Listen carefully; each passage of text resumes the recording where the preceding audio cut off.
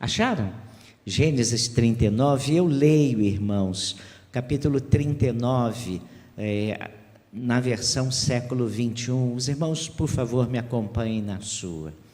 José foi levado ao Egito e Potifar, oficial do faraó, capitão da guarda egípcio, comprou dos ismaelitas que o haviam levado para lá.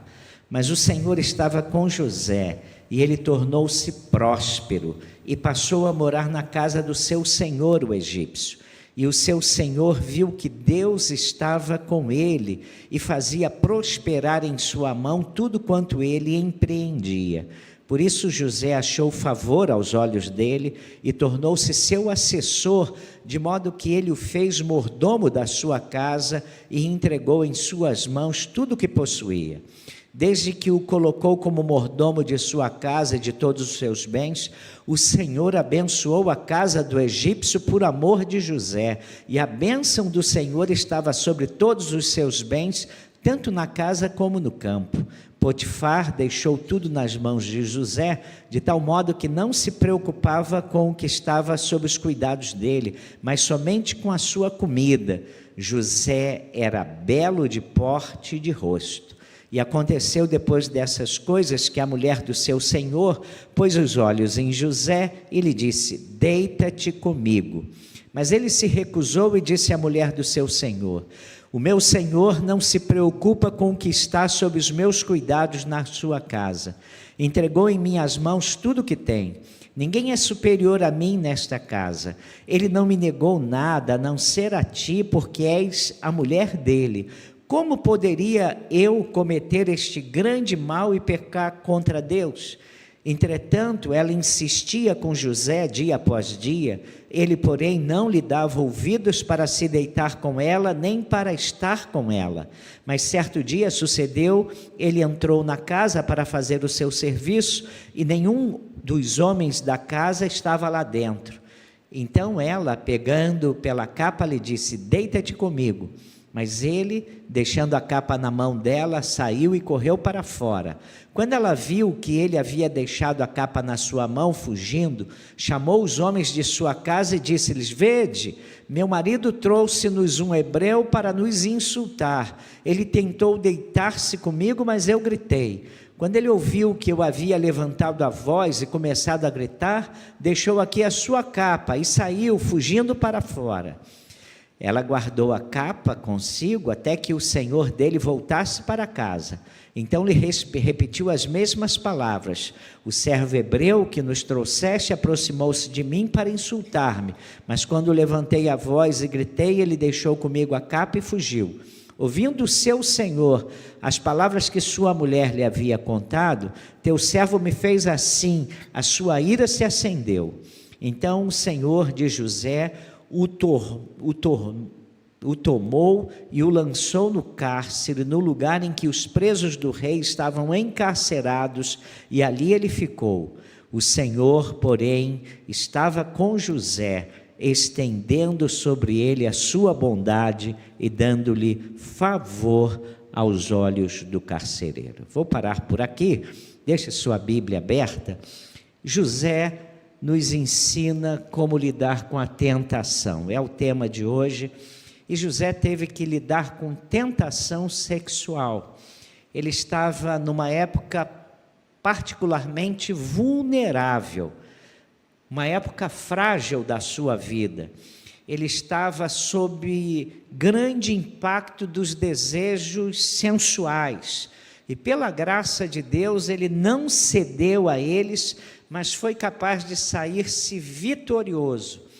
Gênesis 39 nos apresenta em detalhes a natureza exata da sua tentação e a maneira como ele reagiu a ela.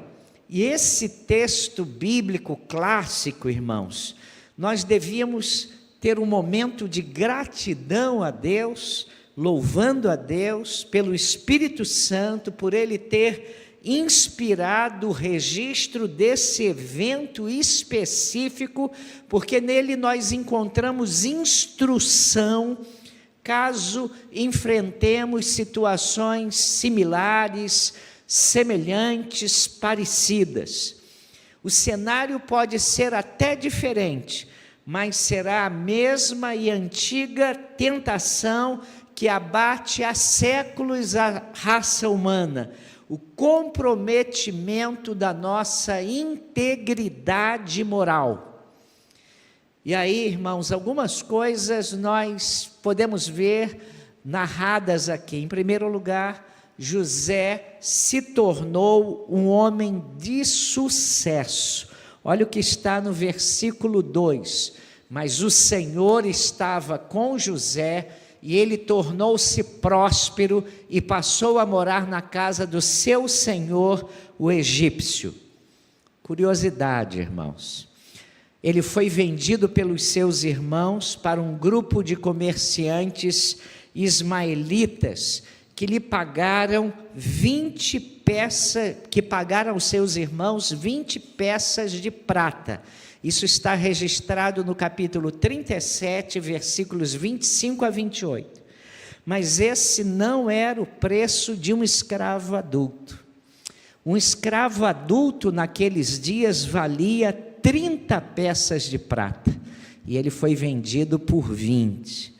Lá no Egito, ele foi revendido a Potifar, um influente oficial comandante da guarda pessoal de Faraó. Mas as Escrituras afirmam que lá no Egito o Senhor estava com José. E Potifar ficou impressionadíssimo com o comportamento do novo escravo, e ficou claro para ele que o Senhor era com José, e ele se tornou um homem próspero. José deixou que a sua vida falasse, e ela falou, irmãos. A vida de José, ela nos lembra aquelas palavras e orientações dadas por Jesus no Sermão do Monte para nós. Vamos lê-la todos juntos? Vamos lá? Assim brilhe também a vossa luz diante dos homens, para que vejam as vossas boas obras e glorifiquem a vosso Pai que está nos céus. Irmãos, e logo, vendo a vida de José, veio uma grande admiração por ele e respeito também. Olha o que dizem os versículos 3 e 4. E o seu senhor viu que Deus estava com ele e fazia prosperar em sua mão tudo quanto ele empreendia. Por isso José achou favor aos olhos dele e tornou-se seu assessor, de modo que ele o fez mordomo da sua casa e entregou em suas mãos tudo o que possuía. Então, as bênçãos que Deus estendia a José eram estendidas também à casa de Potifar. E ainda falando de José, se não bastasse ele se tornar um homem próspero, no capítulo 6, no capítulo 39, versículo 6, a frase final é dito assim: José era belo de porte de rosto. Há uma versão que diz assim: ele era formoso de porte e de aparência. Se fosse no meu tempo, que eu era garotão, naquele tempo a gente não dizia que homem era bonito.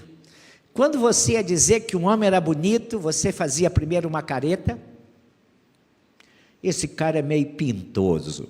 Preste atenção à careta. Careta é importante, né? A gente falava assim. Mas José era boa pinta, irmãos, e o cara ainda tinha um porte. O conjunto da obra todo era bom, né? Então, irmãos, aquele rapaz que foi terrivelmente humilhado por seus irmãos, Deus o tornou um homem de muito sucesso, um homem próspero e um homem bonito.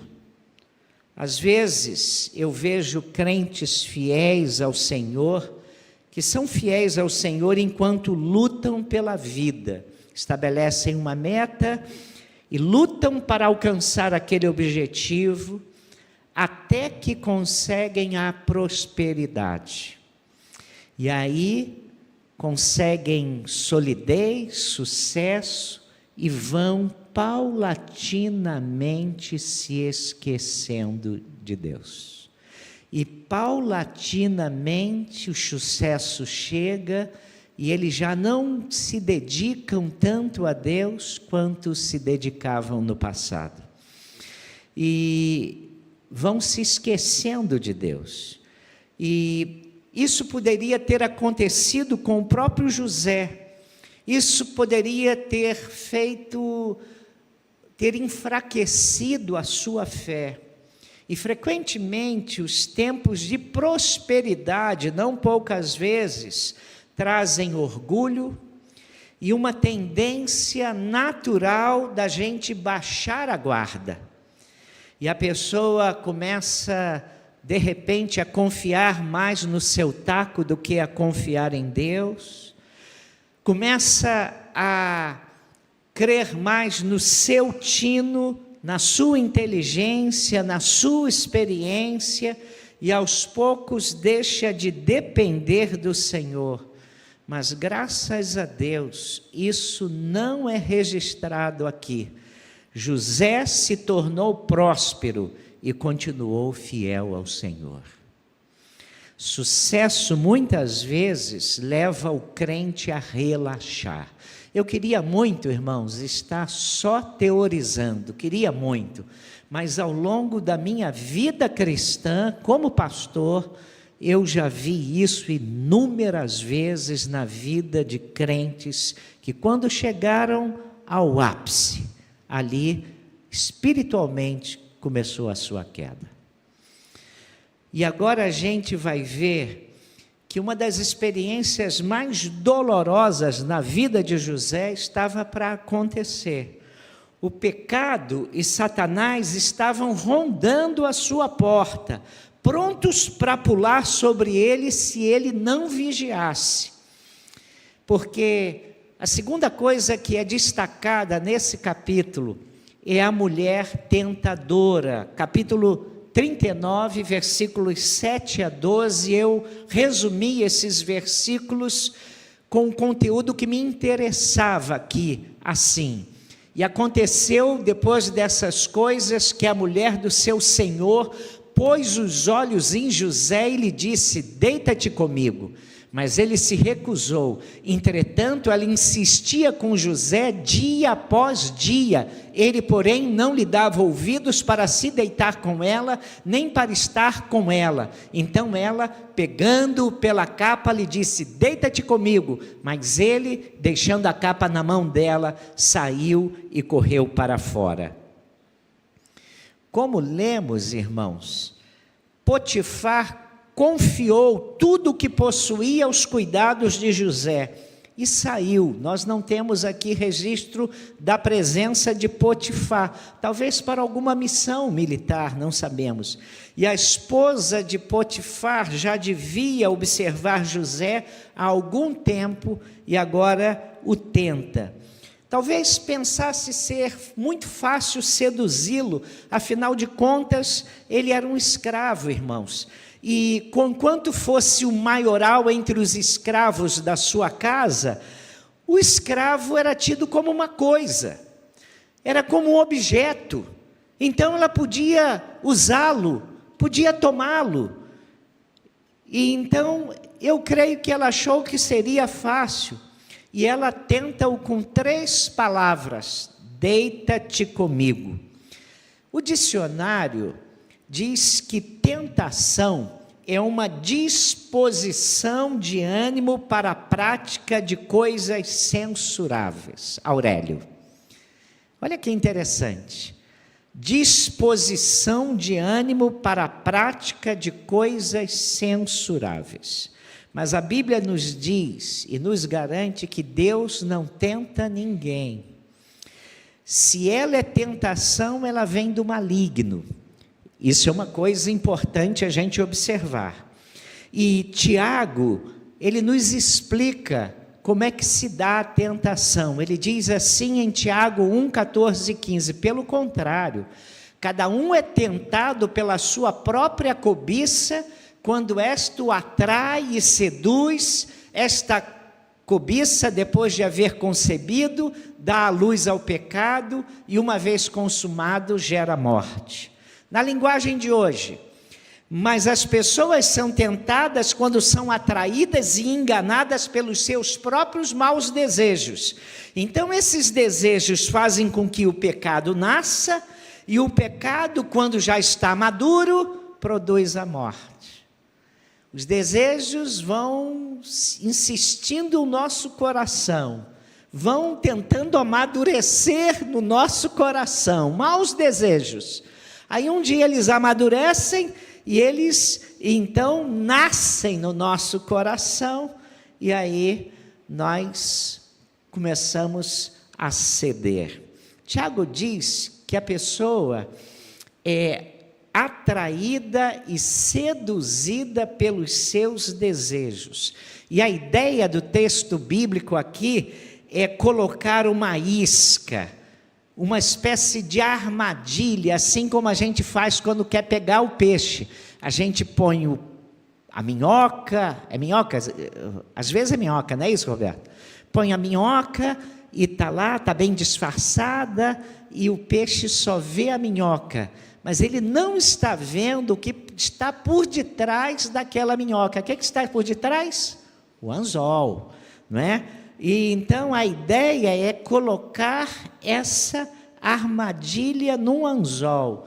A tentação sempre tem uma isca que apela para os nossos desejos. E ela não apenas nos atrai, como também esconde o fato de que a satisfação desse desejo resultará mais cedo ou mais tarde em grande tristeza ou castigo. O que ela não mostra é que, se você satisfizer o seu desejo, cair na isca, mais cedo ou mais tarde, o resultado será uma grande tristeza e um grande castigo. O que nos empolga é a isca. Ló, quando estava vendo para onde ele ia, a isca foi a campina do Jordão, que era fértil.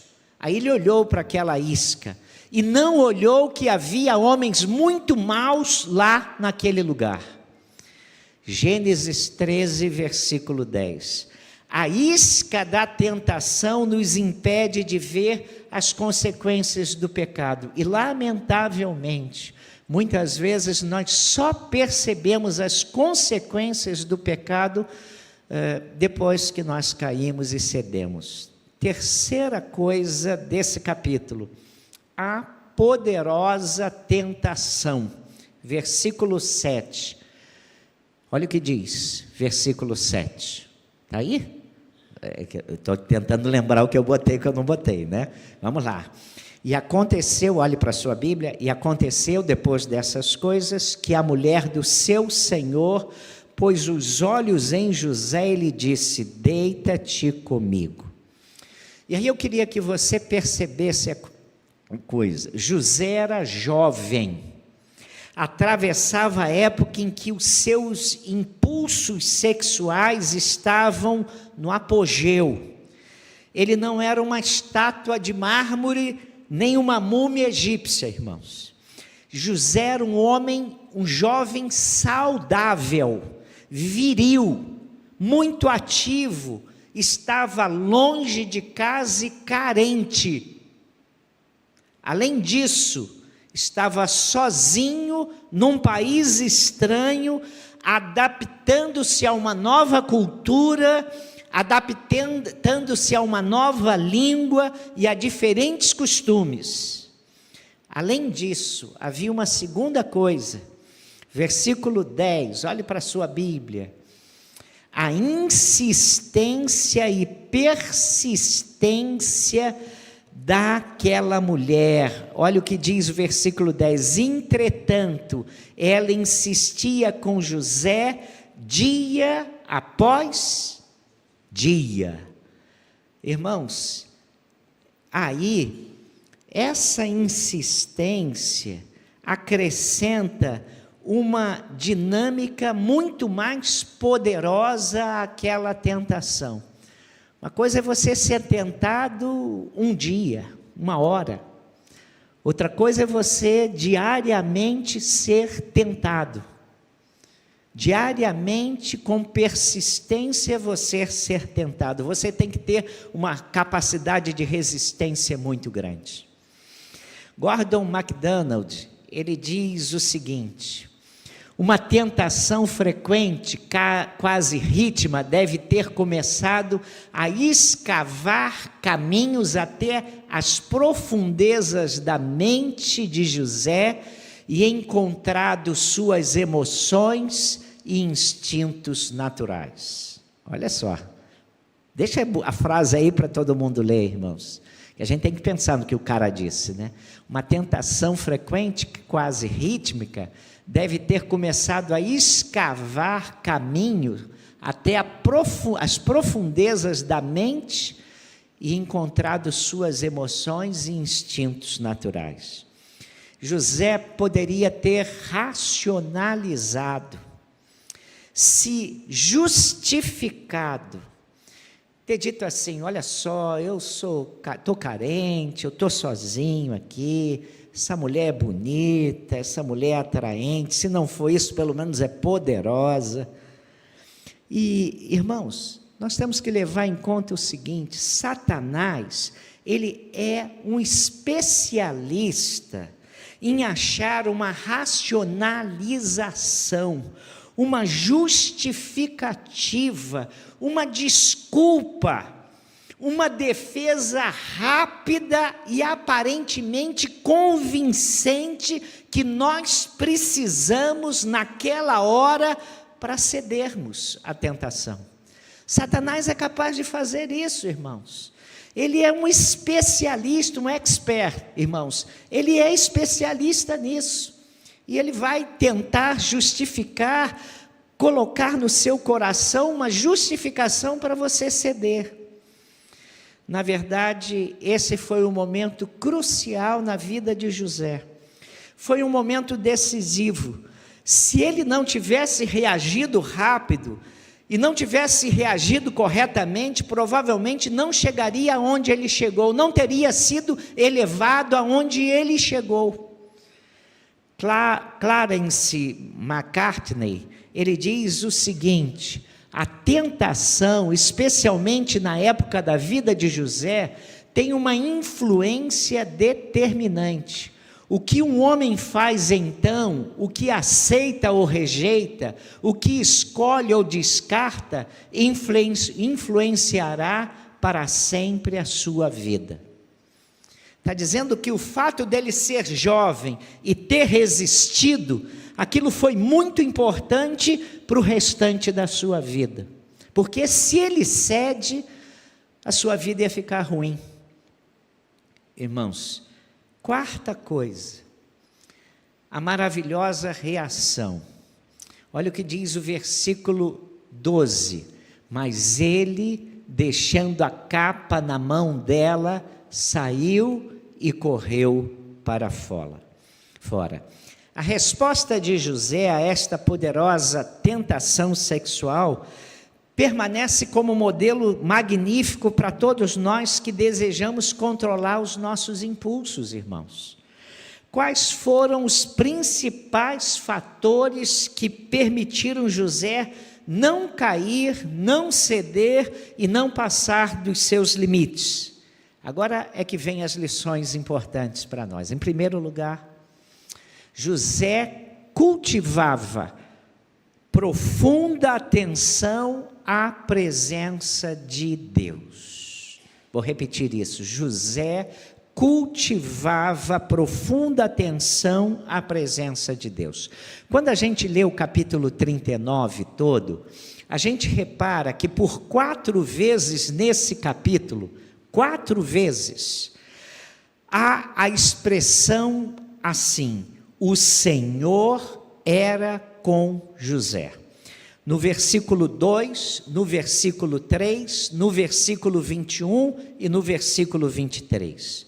Ou seja, José passou a sua vida toda junto a um Deus amoroso. E alguém disse que uma das grandes necessidades nossas como crentes é estarmos engajados na prática da presença de Deus. É cultivarmos diária e continuamente a consciência da presença do Senhor conosco. Deus está comigo. Deus está aqui. O Senhor é o meu Deus, é Deus comigo, é Deus conosco. Eu estou aqui, não estou sozinho. Eu estou aqui, Deus está dentro de mim. Cultivar isso é muito importante. E aí nós temos aquela famosa promessa de Deus: eis que estou convosco todos os dias, até a consumação dos séculos. É a promessa de Deus. As ocasiões quando mais facilmente nos desencaminhamos e cedemos à tentação são aquelas em que nós nos esquecemos de que Deus está presente e de que Deus está entre nós. Nós temos até um cântico que nós vamos cantar no final do nosso culto. Deus está presente, Deus está presente entre pecadores como nós. Eu acho que a gente de vez em quando tinha que estar cantando isso na rua. Vai andando e vai cantando isso. Faça o seu hino oficial da sua vida. Deus está presente, né? Quando eu era pequenininho, tinha uma música que eu cantava: cuidado, olhinho no que vê, o Salvador do céu está olhando para você. Cuidado, olhinho no que vê, cuidado, a mãozinha no que toca. É isso? Ainda cantam isso lá no departamento? Não cantam isso. Essa garotada tem que aprender isso, não é? Tem que aprender isso, irmãos. José possuía uma reverência a Deus, vindo da sua consciência da presença de Deus com ele. Que bendita consciência! Ah, irmãos, como eu gostaria de ter todos os momentos da minha vida, em qualquer lugar que eu estiver, essa consciência da presença de Deus. Porque se eu tiver essa consciência, eu sei que vai ficar menos difícil resistir à tentação. Então, irmãos, primeira coisa que José nos ensina: você quer vencer tentações? Talvez o seu caso não sejam tentações sexuais, talvez dinheiro seja uma grande tentação, talvez poder, talvez outras coisas sejam grande tentação na sua vida.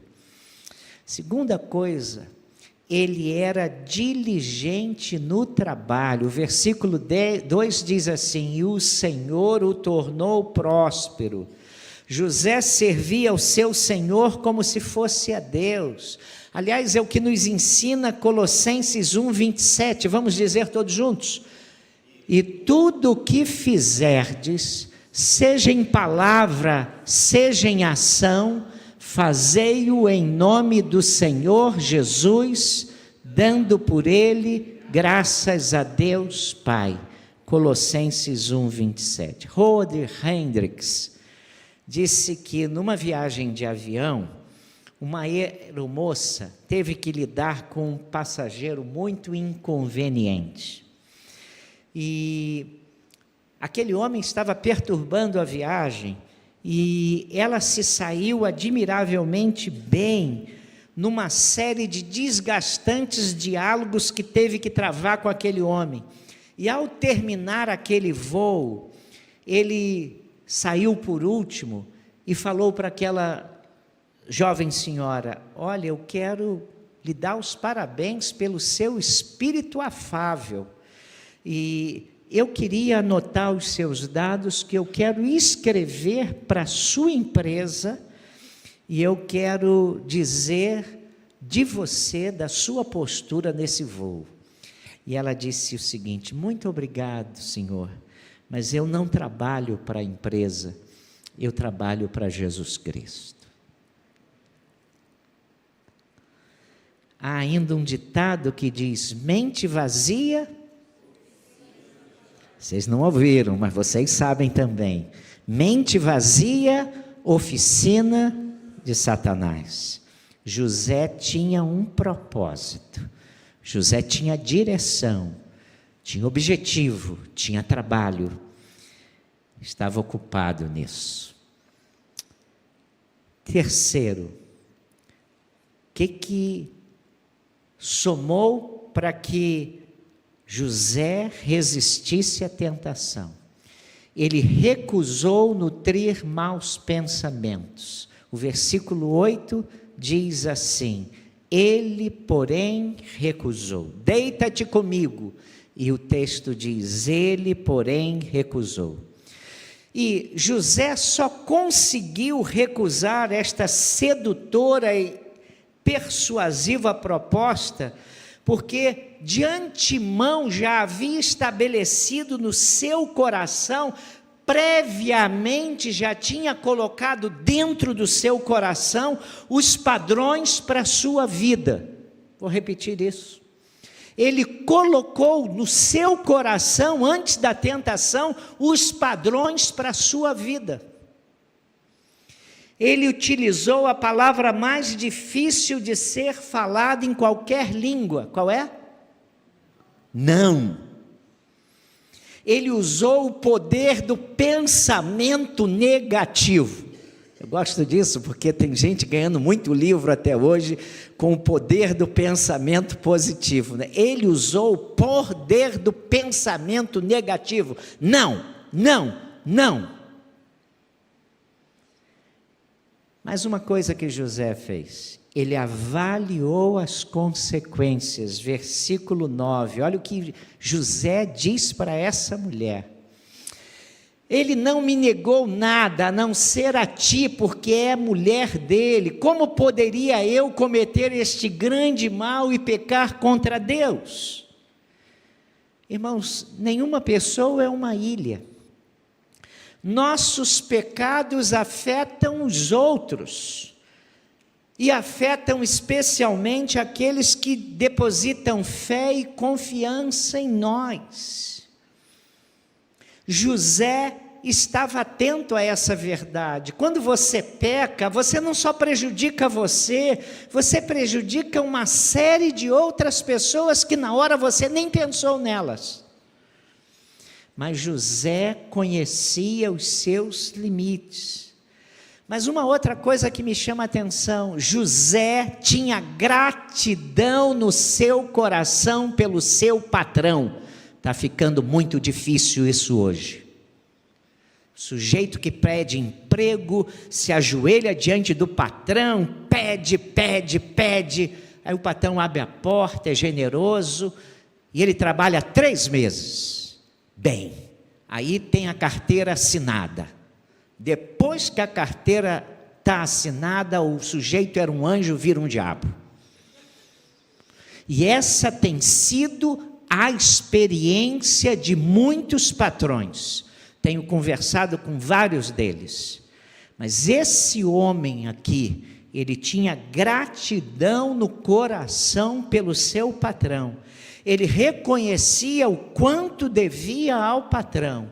E se você é um crente, você tem que ser um bom empregado. E você tem que ser agradecido se o seu patrão é correto com você. E eu tenho encontrado, infelizmente, crentes que não são bons funcionários. E não é porque o patrão é mau, não. E nós temos que mudar essa mentalidade que se vive hoje nesse Brasil. Ele reconhecia o quanto ele devia ao patrão. Ele estava comprometido com ele e não queria magoá-lo. MacDonald, já citei aqui, ele fala uma coisa: a crise da casa de Potifar teria sido a ruína da maioria dos homens. Olha o que ele diz: a crise da casa de Potifar teria sido a ruína da maioria dos homens. Não o foi porque José conhecia os seus limites, administrava-os racional e moralmente. José sabia o que lhe competia e o que não. Sabia que seus limites iam até a esposa do chefe. Quanto maior é a confiança depositada, mais, deixa eu usar umas palavras para mostrar assim que um pouco de cultura, né? Não, irmãos, mais abjeta, aborrecível, baixa é a traição. Quanto maior é a confiança depositada, se você trai, quão baixa é a sua traição. E um grande impedimento à tentação é considerar seriamente as consequências devastadoras, irmãos, sobre aquelas pessoas a quem amamos, pessoas a quem nós não queremos ferir. E às vezes uns poucos minutos de romance barato, orientado pelo impulso do momento, pode afetar muitas vidas durante muitos anos. Vou repetir isso. Uns poucos minutos de romance barato, orientado pelo impulso do momento, pode afetar muitas vidas durante anos. José compreendeu as consequências e aí ficou firme. Ele compreendeu que o pecado é contra Deus. Irmãos, olha o que ele diz: como, pois, cometeria tamanho pecado contra Deus? Ele diz isso para aquela mulher, irmãos. E esse é o âmago da questão. A principal razão de José ter resistido não foi por medo, não foi por respeito a Potifar, não foi por medo de Potifar ou respeito a Potifar. Ele tinha respeito a Potifar. Ele também não tinha medo nem receio de prejudicar a sua carreira no Egito. Não foi por isso que ele não pecou, não. A barreira que fê-lo não transpor e não praticar a maldade é que ele não queria pecar contra o seu Deus. Foi isso. Mais do que respeito ao patrão, ele não queria ferir o coração de Deus.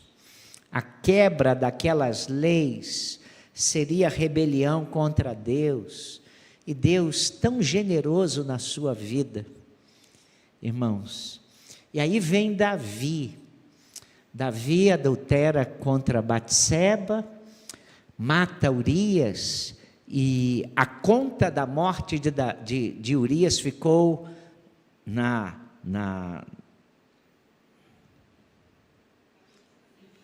ficha de Davi, tá? Foi o que Natã falou: tu mataste Urias. Foi isso que Natã disse. Deus mandou que ele dissesse isso: tu mataste Urias. E quando Davi, arrependido, quando Deus trabalha na vida de Davi, eu fico pensando, irmãos, nós cometemos pecado e a primeira coisa que nós fazemos é tentar esconder as coisas, né? E Davi, no início, tentou esconder, Deus o repreendeu, e quando Deus o repreendeu, ele diz: pequei. E ele escreve pelo menos 2 salmos. 2 salmos. Se fosse eu, escrever salmo droga nenhuma.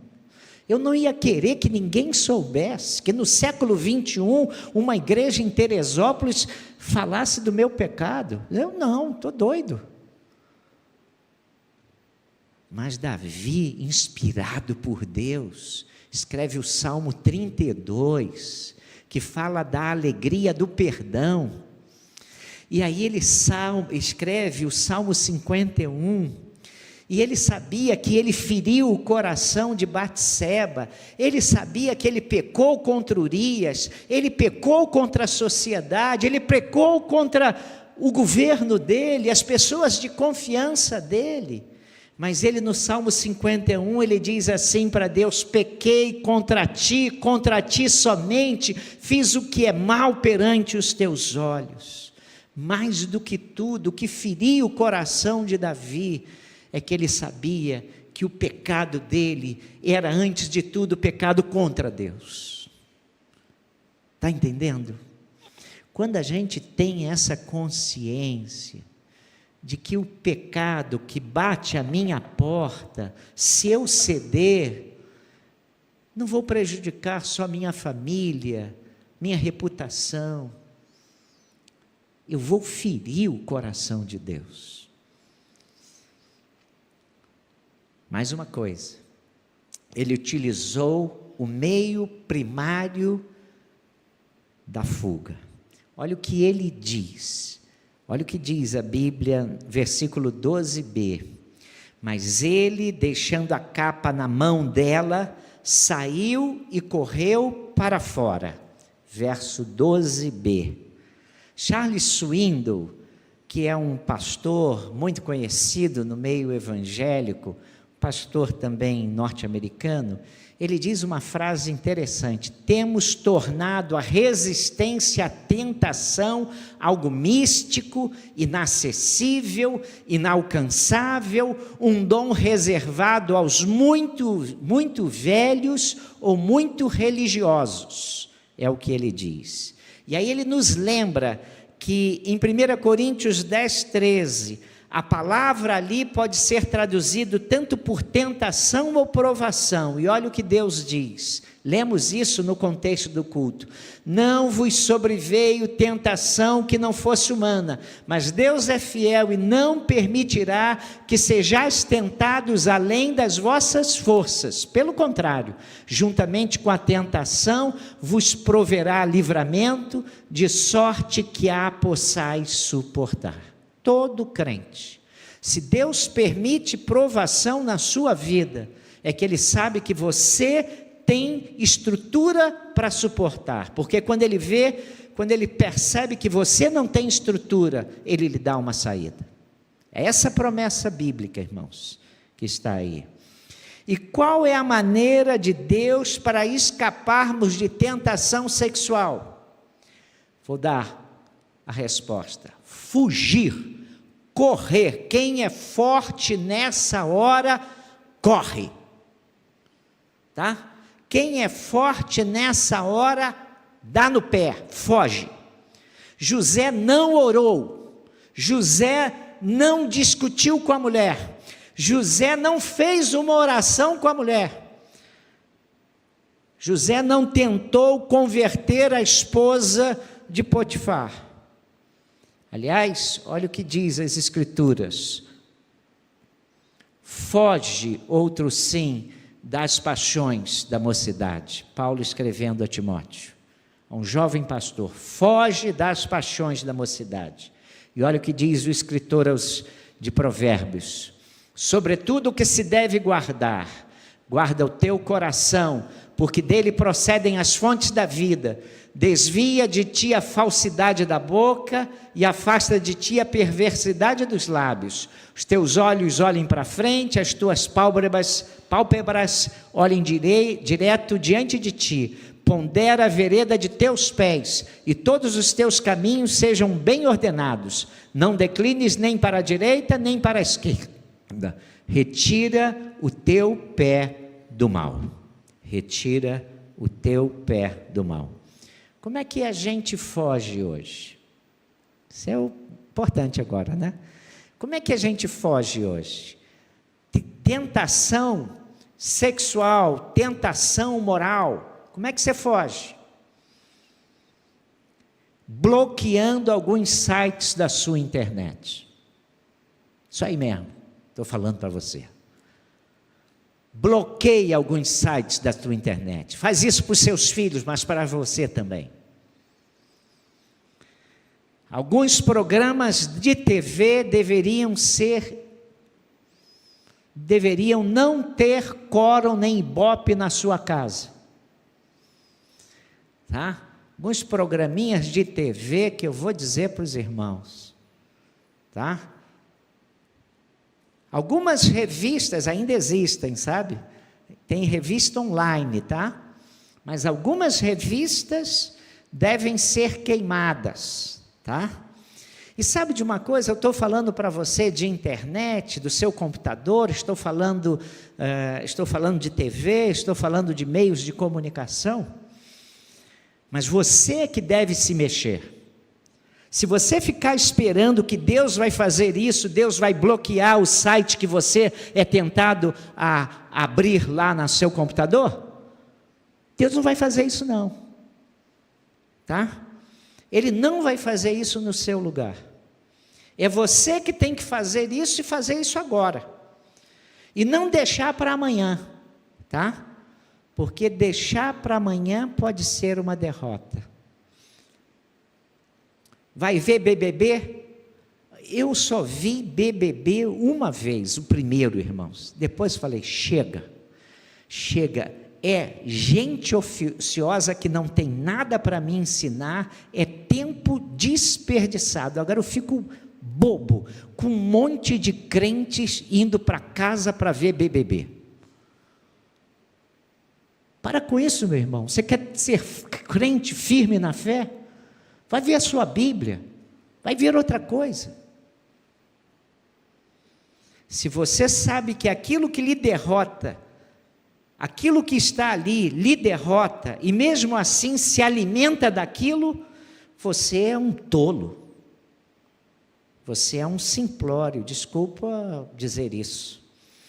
Se sabe que o que você vai ver ou fazer vai lhe fazer mal, e ainda assim se alimenta disso, se sabe que aquilo que você está namorando enfraquece a sua fé, o enfraquece na fé, e o enfraquece na sua vida moral, se você sabe que certas pessoas atrapalham a sua vida com Deus, porque você não consegue influenciá-las, e elas têm uma imensa capacidade de influenciá-lo, de influenciá-la, evite-as, saia fora.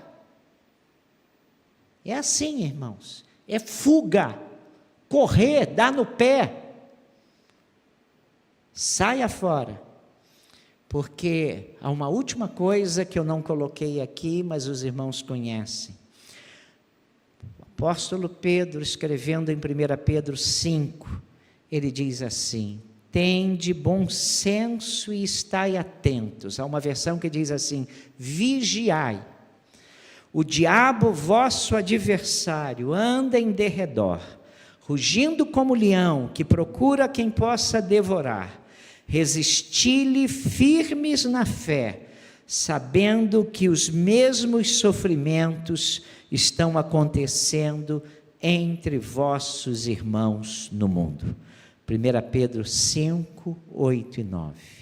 Vigiai, resisti ao diabo. Vigiai, resisti ao diabo, firme na fé, e você vai ter vitória, com a graça de Deus, e você vai honrar o nome de Cristo, e você vai ser bênção e inspiração para o reino. Que Deus nos abençoe.